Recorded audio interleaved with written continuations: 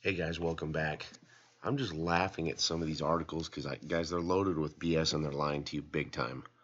So, and we're not going to read all these articles, guys, because you already get the gist of them just off the title. It's really the point that I want to show you. So, like this first article, it says a source for economy news: finance covered with the deficit with the salaries. The only way you can have a deficit, guys, is you have to have a set amount of money, which is your budget. Your budget's the block of money you have to work off of. Okay. If you don't have an amount of money, look like a block of money, and you know what that amount is, okay, you would only have that from within a budget. You would know what your amount of money is you're working with. Okay, you need to know the amount of money. Okay, but if you don't have, again, if you don't have a block of money or like a set amount of money, okay, some figures, how can you have a deficit? Just saying. You have to know, you have to kind of know what your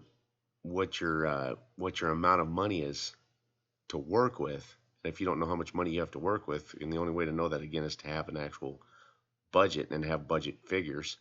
Okay, so just saying. Anyway, so this article's misleading because it's telling you that they covered the deficit, but again, without a budget and knowing what the amount of money is that you have to work with, you're not going to have a deficit. Okay.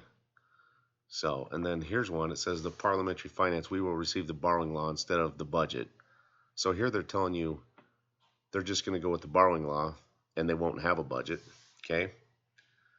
But now here's another one. It says KRG calls on the federal government to send the budget transfer. So, and again, that's the salaries and that's the money they have to give monthly from Baghdad to the Kurdistan region. Okay. So here they're saying they need their budget transfer. So they're calling it a budget again. Now, here's the main point of this. Remember, guys, I've already shown you at least two articles that said these articles probably were close to a month old, but both articles said that Kurdistan is in full agreement with Baghdad on the 2020 budget to at least reach a comprehensive agreement for the fiscal year of 2020.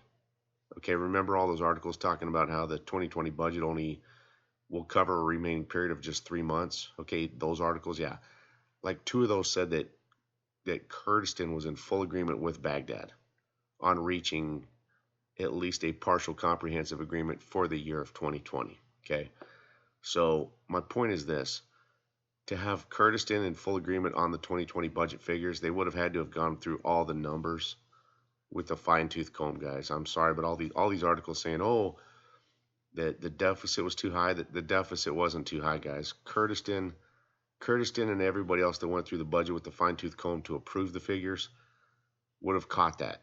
Okay, so all these articles saying that they, what was it, roughly Monday of last week, where they received it, but they, Parliament kicked the budget back to council ministers to revise it, amend it, and reduce the deficit within it.